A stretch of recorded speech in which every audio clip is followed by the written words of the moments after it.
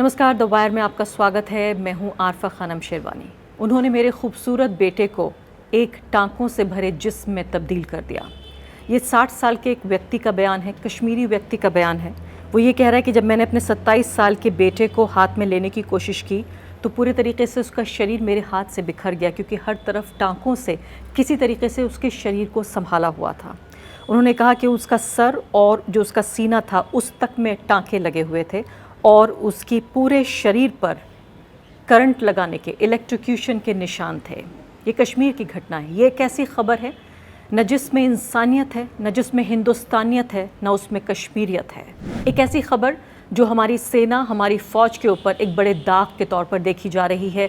गंभीर आरोप लगे हैं इस मामले में कि बकरवाल समुदाय के इन युवकों को उठाकर, बताया जा रहा है, बीबीसी की ये रिपोर्ट कहती है कि 9 लोगों को उठाया गया था, जिसमें से 3 के शव वापस किए गए और बाकी लोग बताए जा रहे हैं अस्पताल में दाखिल हैं।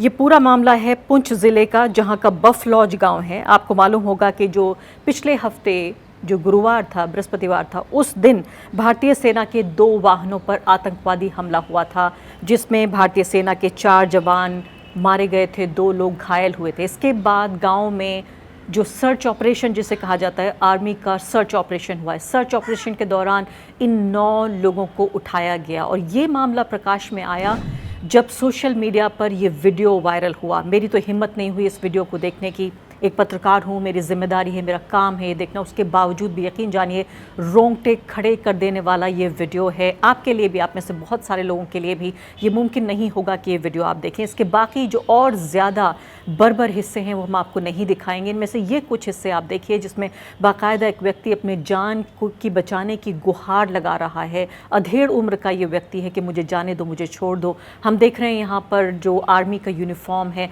उसमें यहाँ पर ये फौजी, ये सैनिक देखे जा रहे हैं जो बुरे तरीके से उनकी पिटाई कर रहे हैं।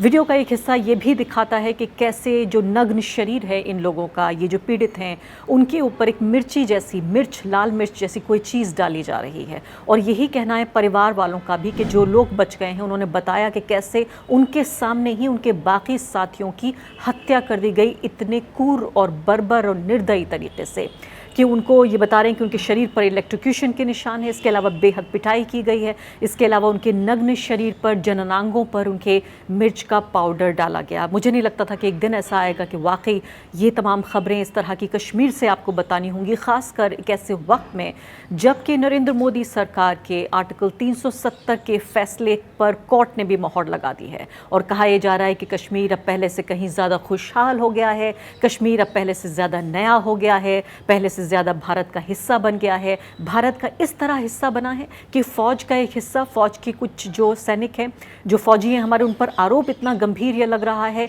कि इस तरीके से उनके साथ टॉर्चर किया गया लोगों को सर्च ऑपरेशन के बाद। जाहिर है हर व्यक्ति इस बात को लेकर दुखी है जो आर्मी के ऊपर हमला हुआ, जो बर्बर आतंकवादी हमला हुआ, लेकिन इसमें जो ये बकरवाल समुदाय के लोग हैं, इनको उठाकर, जिनकी आप अगर उनकी पूरी पृष्ठभूमि ही अगर देखिए तो वो कोई इस तरह के अलगाववादी सेपरेटिस्ट लोग नहीं हैं, वो कोई आज़ाद कश्मीर के नारे नहीं लगाते। मैं यहाँ ये कहने की कोशिश नहीं कर रही हूँ कि अगर वो सेपरेटिस्ट होते या आज़ाद कश्मीर के नारे लगाते तो उनके साथ ये जुल्म जायज़ था। मैं सिर्फ आपको एक संदर्भ, एक कॉन्टेक्स्ट देने की कोशिश कर रही हूँ कि ये एक ऐसे गांव के लोग हैं जो सबसे पहले खबर, किसी भी जो उन्हें आशंका होती है, कोई भी बॉर्डर में घुसपैठ की कोई इस तरह की आशंका होती है, सबसे पहले बताते हैं हमारी फ़ौज को जाकर। और इनमें से जो कई लोग हैं, एक व्यक्ति जो मारा गया है वो और उसके परिवार के कई लोग तो बाकायदा BSF के लिए काम करते रहे हैं। इसमें से एक व्यक्ति तो बाकायदा कुली के लिए काम करता था, यानी कि फ़ौज के पास उसकी पूरी जानकारी थी। उसको फ़ोन करके बुलाया गया सर्च ऑपरेशन के दौरान और उससे बातचीत करने के दौरान ही देखिए पूरी मारपीट का ये सारा मंजर पेश आया।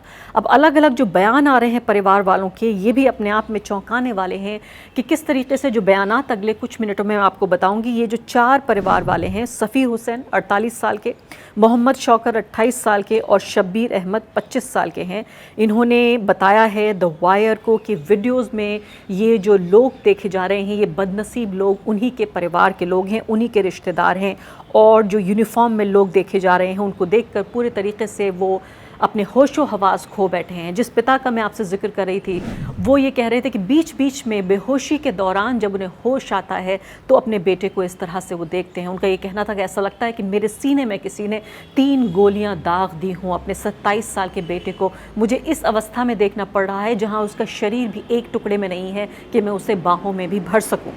तो अब जो खबरें आ रही हैं वो ये कि अब इस पर एफआईआर दर्ज कर ली गई है इस पूरे मामले पर, और भारतीय सेना ने ट्विटर पर यह बयान भी जारी करके बताया कि मामले की जांच जारी है। बयान भी सुन लीजिए आप।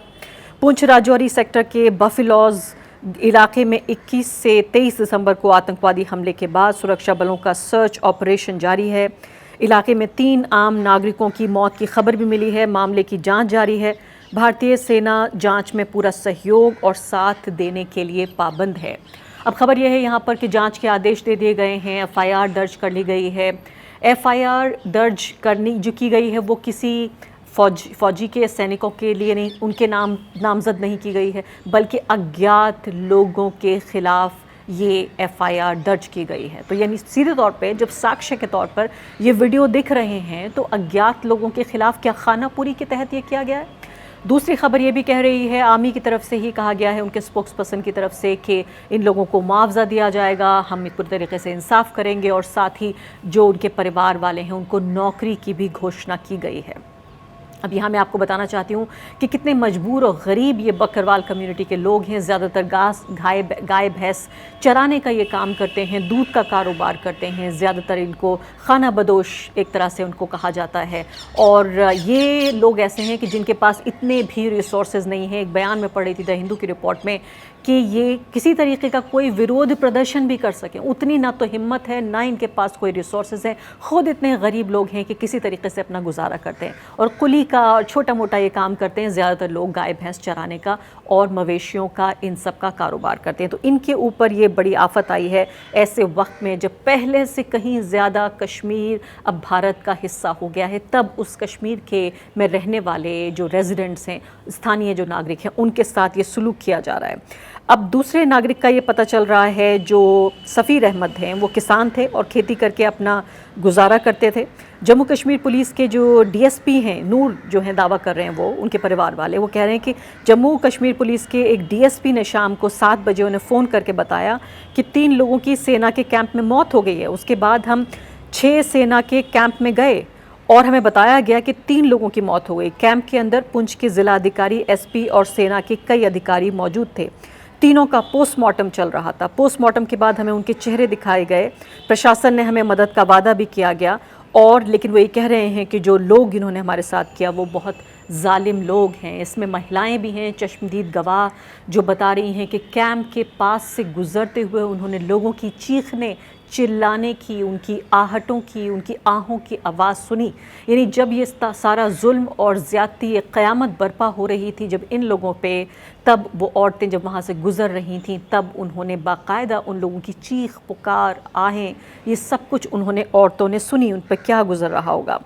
तो 32 साल से बीएसएफ में नौकरी कर रहे हैं नूर अहमद। उन्होंने ये कहा कि देश के लिए काम करने वालों को जब ये सिला मिला है तो बताइए, मेरे भाई को सेना की हिरासत में क्यों मार दिया गया? ये एक बड़ा सवाल है जिसका जवाब देना ज़रूरी है। अब ये कोई, मैं कहूँगी कि राज्य सरकार की भी जिम्मेदारी नहीं है, अब ये यूनियन की टेरिटरी यानी केंद्र सरकार से जम्मू कश्मीर सीधा संचालित हो रहा है। सीधी जिम्मेदारी देश के गृह मंत्री, home minister of India Amit Shah के ऊपर ये पूरी जिम्मेदारी लागू होती है कि आखिर इन लोगों की हत्या कैसे की गई, इनको अंजाम तक पहुंचाया जाए, ताकि भारत में जो संविधान है, जो मानवाधिकार हैं, जो बुनियादी अधिकार हैं लोगों के, जो रूल ऑफ लॉ जिसे हम कहते हैं, कानून का राज, कि कानून के हिसाब से सब कुछ चीज़ चले, ना कि सिर्फ बनाना रिपब्लिक बन गया कि जहाँ चाहें कमरों में ले जाके, कैंपों में ले जाकर आम नागरिकों के साथ इतना जुल्म ज़्यादती करें कि उनकी जान चली जाए। तारुषी अश्विनी, रिपोर्टर द वायर की, जिन्होंने इस पूरे मामले पर रिपोर्टिंग की है, मैंने उनसे जानने की कोशिश की कि ये तमाम जो बयानात आप पढ़ रहे थे, इसमें से कुछ बयान जो मैंने आपको पढ़ के सुनाए बीबीसी की रिपोर्ट, बाकी बयान द वायर की रिपोर्ट में, मैंने उनसे ये पूछा कि जब आपने गांव वालों से बातचीत की तो उन्होंने क्या बताया और पूरा मंजर ये क्या था। मैं ख़बर में, उन्हीं की ख़बर में ये भी पढ़ रही थी कि उन्होंने बताया द वायर की इस रिपोर्ट में कि अभी वहाँ पर गांव को पूरे तरीके से सील कर दिया गया है, इंटरनेट और फ़ोन सेवाएं बंद हैं वहाँ, और पूरे तरीके से सील कर दिया गया है। पूरे तरीके से गांव को चारों तरफ से नाकेबंदी है कि लोग बाहर के दाखिल नहीं हो सकते। और परिवार जो लोग हैं, ये 3 लोगों के, उन्होंने ये भी आरोप लगाया है कि उनके परिवार में जाकर अगर कोई अपना गम और अफसोस जाहिर करना चाहता है तो वहाँ भी बैरिकेडिंग की हुई है, यानी कि वहाँ भी पूरे तरीके से लोगों के आने जाने पर पाबंदी है।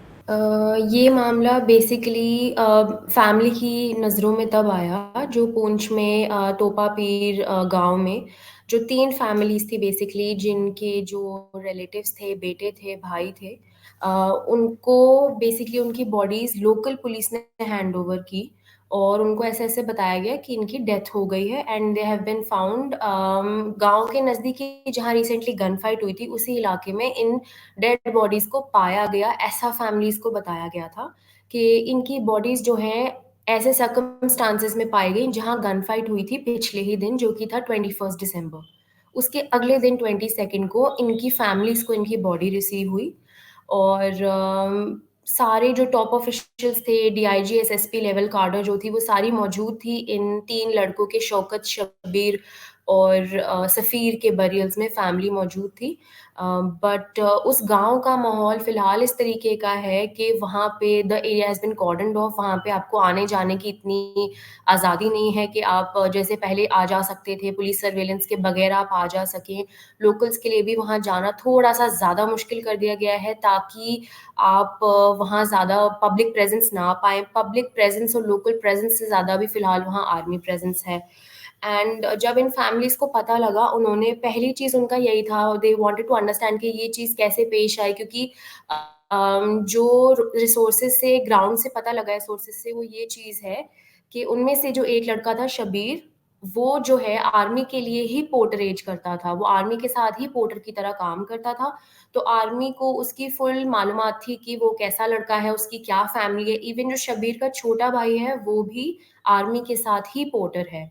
तो जब इनके घर वालों से मैंने बात की, उनको मैंने अप्रोच किया कि जी आपका जो बेटा था वो पाया गया डेड मिस्टीरियस सर्कमस्टांसेस में, तो आपको क्या समझ आता है इस पूरी सिचुएशन के बारे में? तो उन्होंने बस एक ही सवाल बार-बार उठाने की कोशिश की कि अगर मैं और मेरा बेटा और मेरा दूसरा बेटा, हम तीनों आर्मी के साथ ही काम करते हैं, तो हमारी क्या फिर वैल्यू है अगर आर्मी हमारे साथ ही ये करती है? क्योंकि जो ये रीजन है पूंछ राजौरी का, यहाँ के जो लोकल्स हैं generally they are very supportive of the army and they cooperate with the army, they work with the army. And कोई भी ऐसी गतिविधि होती है अगर बॉर्डर के नज़दीक, ये जो कम्युनिटी होती है गुज्जर बकरवाल कम्युनिटी, जिसके ये लड़के हैं तीनों, ये सबसे फर्स्ट कम्युनिटी होती है जो आर्मी को इंटेल देती है, उनकी जो इन्फॉर्मेशन है वो मजबूत करती है कि इस तरीके से ये चीज़ पेश आ रही है, हमने किसी सस्पिशियस इंसान को देखा है यहाँ क्रॉस करते हैं, and that is how also the army receives help from them. तो ये चीज़ होती है इस कम्युनिटी को, इसलिए अब जो है बहुत ज़्यादा जिसे कहते हैं धचका लगा है, उनको लगा है कि अगर हम जो आर्मी का साथ देते, हम ही सेफ नहीं है, हम ही सुरक्षित नहीं है, तो बाकी लोगों का क्या बनेगा। और आर्मी के जो additional directorate general of public information हैं, उन्होंने अपने ट्विटर हैंडल से ये ट्वीट भी किया है। ये ट्वीट आप देख लीजिए स्क्रीन पर। जनरल मनोज पांडे ने पुंछ सेक्टर का दौरा किया और उन्हें मौजूदा सुरक्षा स्थिति के बारे में जानकारी दी गई। आर्मी प्रमुख ने कमांडोज से बात की और सभी ऑपरेशन को प्रोफेशनल तरीके से संचालित करने का निर्देश दिया। जनरल पांडे ने सभी चुनौतियों के प्रति दृढ़ रहने के लिए प्रोत्साहित किया। अब यहाँ पे ये एक तरह का रस्म अदायगी जैसा ट्वीट तो आ रहा है। भारत की जो आर्मी है, जो फ़ौज है, पूरी दुनिया में उसकी शोहरत है कि एक प्रोफेशनल आर्मी है। वो किसी भी तरह की पहचान, धर्म, जाति के आधार पर भेदभाव करके काम नहीं करती। पूरे तरीके से राजनीति से काफ़ी हद तक दूर रहती है। अब बाकी अगर आप देखिए आसपास के हमारे जो देश हैं, जहाँ पर कितना पोलिटिसाइजेशन इस आर्मी का हो चुका है, हम इस बात को लेकर एक तरह का गर्व महसूस करते रहें कि हमारी आर्मी स्टेट की जो ताकतें हैं उनसे दूर है। वो सिर्फ अपना फ़र्ज़ संविधान के प्रति, अपना धर्म निभाती रही है। लेकिन आज मैं कहूँगी कि ये गंभीर जो आरोप लगे हैं, साफ तौर पर ये गिरेबान में झांकने का वक्त है कि पूरे तरीके से जनता को इस बात के लिए आश्वस्त किया जाए कि पहले भी होना चाहिए था और अब तो और ज़्यादा ये जिम्मेदारी है राज्य के कंधों पर, सेना के कंधों पर, कि आर्टिकल 370 के बाद कश्मीर को ये एहसास कराया जाए कि वो भारत का एक हिस्सा है। उनके साथ इस तरह से जुल्म ज़्यादती नहीं होनी चाहिए जैसे किसी पराये के साथ हो। अब जो ये एफआईआर दर्ज हुई है, इसके बाद आगे की कार्रवाई कैसे होगी, इस सब को जानने के लिए मैंने तारुषी अश्विनी से बातचीत की। सो बेसिकली जैसे मैंने आपको बताया कि आर्मी पर जो अटैक हुआ था उस रीजन में, उसके बाद एटलीस्ट 8 से 9 लड़कों को उस विलेज में से पिकअप किया गया था, टोपा पीर विलेज जो है। तो उसके बाद जो 3 तो हमें पता लगा है कि उनकी डेथ हो चुकी है, जो उसके अलावा 5 हैं, वो अभी बहुत क्रिटिकल सर्कमस्टांसेस में हॉस्पिटल के। एंड 3 ऑफ देम, जो 3 हैं उसमें से वो एक हॉस्पिटल में है रजौरी के और 2 पुंछ के एक हॉस्पिटल में है।